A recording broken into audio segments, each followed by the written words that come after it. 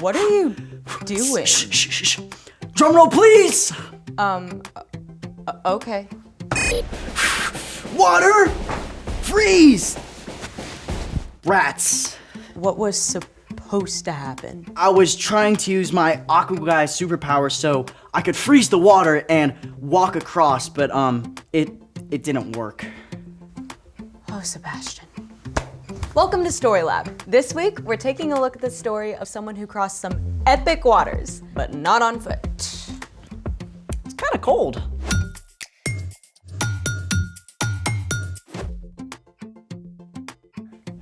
Hey,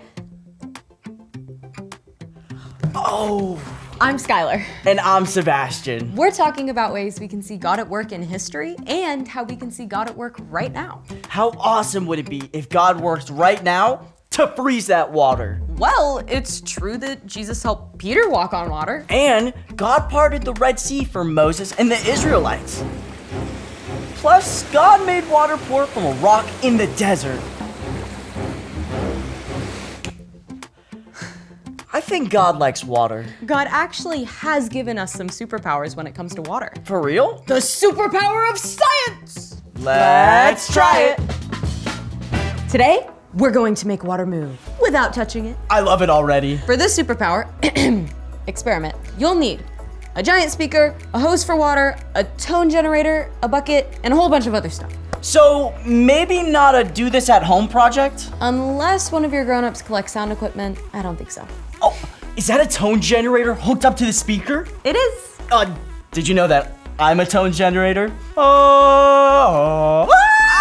Okay, that's definitely not the tones we're looking for today. I'm, also not plugged into the speaker, so like. Step 1. We connected a rubber hose to the front of the speaker. It needs to be a few inches away, so we have taped on this pencil. Pretty cool. Step 2. We connected the rubber hose to a water source. For us, that's a bucket and a siphon back there. On it. All good. The things we do for science. What's with the TV? Well, you can't really see this experiment with your eyes only, so we need to capture the footage at the right speed. Oh, like frame rate science. Bingo! So, step 3, place the bucket to catch the water. Or Sebastian's kiddie pool. So, how is this water moving? Have a little faith, Sebastian. Water, please! I gotcha. And now, we start with 24 hertz. Whoa! You do have superpowers! The speaker generates waves, which causes the hose to vibrate at the same frequency. The vibrating hose alters the flow of the water, and the camera captures each frame so we can see what's happening. Wait, do you think we can make it go backwards? Sure. We'll just adjust the tone to 23 hertz. Whoa! Incredible. Wait, can we see what 25 hertz looks like? Go ahead. Yikes! Turn off the water! Oh, I got it! We almost flooded. Speaking of floods, it's time for... The story before the story. Today we're in Genesis, the very first book in the Bible. In the beginning, God created the whole world and everything in it, including people. We were made in the image of God, to be friends with God. But the first people chose to go their own way. When they turned from God, the world was broken. And so was our friendship with God. Sin and darkness crept in. For generations, only a few people still loved and followed God. One of them was a man named Noah. Which is where our story starts. Take it away. Hey everyone, I'm Padma. While Noah loved and obeyed God, everyone else in the whole world had chosen to go their own way. People cared only for themselves and did hurtful things. God's heart was filled with sadness. So God spoke to Noah. Noah, God? I am going to bring a flood on the earth. It will destroy all life under the sky. But I will make my covenant with you. So make yourself an ark out of cypress wood. An ark is a boat, and the ark God wanted Noah to build was ginormous. The ark has to be 450 feet long. It has to be 75 feet wide and 45 feet high. Think about it this way. The ark was longer than 2 giant airplanes. That's big. Then God told Noah what would happen after the ark was finished. Bring a male and a female of every living thing into the ark. They will be kept alive with you. Take every kind of food that you will need. It will rain for 40 days and 40 nights. Noah got to work on the ark just as God had told him. It likely took Noah and his family decades to complete the ark by hand with no power tools or machines. But Noah was faithful to keep on going, even though he didn't understand exactly how it would all work out.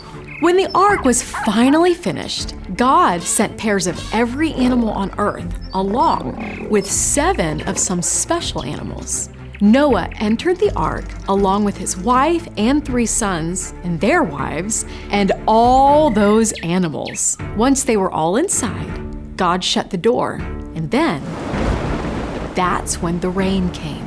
It rained hard for 40 days and 40 nights. The floodwaters rose higher and higher until even the highest mountains on earth were covered. Everything on earth was gone.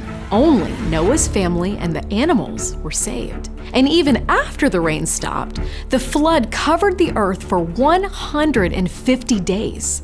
6 months with all those animals and people crammed together? Whew! Dinner, Noah. Eggs? Again? Who can even eat with the way this place smells? No showers, no fresh air, and definitely no video games. Talk about cabin fever. It took a long time for all those floodwaters to go down. But at last, on the 17th day of the 7th month, the ark came to rest on the mountains of Ararat. But Noah and his family had stayed in the ark several more months as the waters continued to dry up. At last, Noah sent out several birds to see if there was dry land. When the final bird, a dove, did not return, Noah knew there was dry land with growing plants. Finally, about a year after the rain began, God told Noah, Come out of the ark. Animals and people together streamed out of the ark into the sunshine and fresh air. Noah was so thankful and relieved that he built an altar and made a sacrifice to honor God. Then God spoke to Noah again.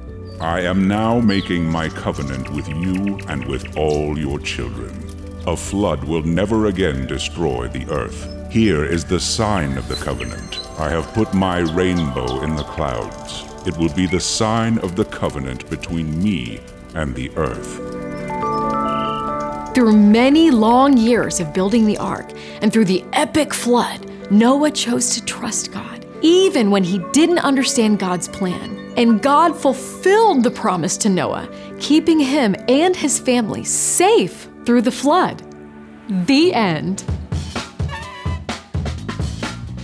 I get cabin fever if I'm in my home for a whole day. And Noah's family was in that ark for more than a year. It must have been such a huge relief to actually get out into the fresh air on the dry ground again. So, what's our part in this story? Noah had been following God long enough to know that God is faithful. So, when God said, build an ark, Noah chose to trust and obey God. Noah had faith. Faith is trusting in something that you can't see because of what you can see. Noah had seen enough of God's work to trust God's promise. But we have even more to go on than Noah. We have all the stories in Scripture to see how God has been faithful to keep promises. To start with, God promised to never again flood the entire earth. You can remember this every time you see a rainbow. And God has promised to always be with us, even when we face big things that we don't understand. Like if you're super stressed about a project in school,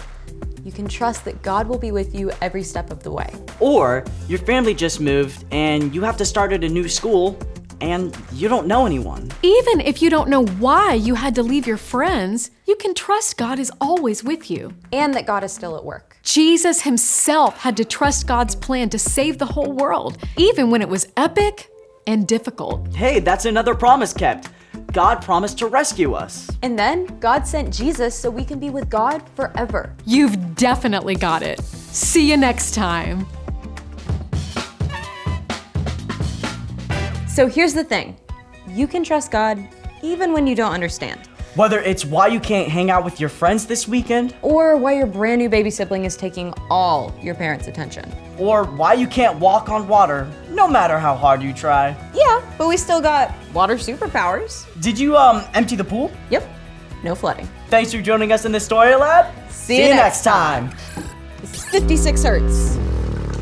Whoa. We're gonna try triangle. Whoa! That's awesome. I think I cracked it.